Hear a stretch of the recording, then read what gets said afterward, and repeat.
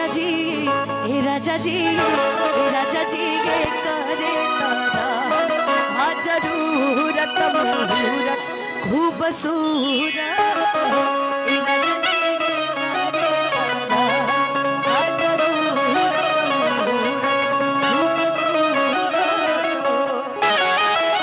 थोड़ा ढोलक और नाल की आवाज बढ़ाइए भैया।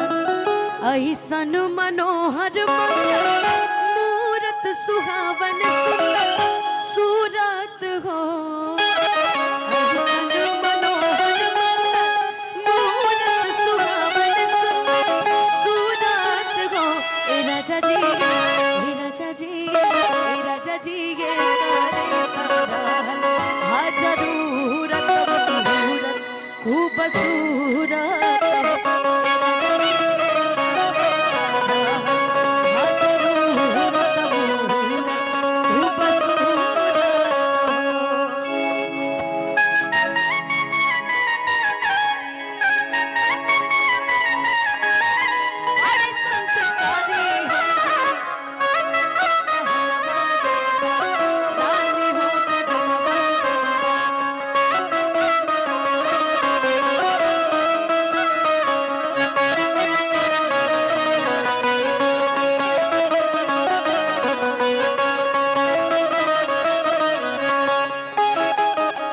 हमारा बुझाता बबुआ जियम हुई है नानाई दियम हुई है हो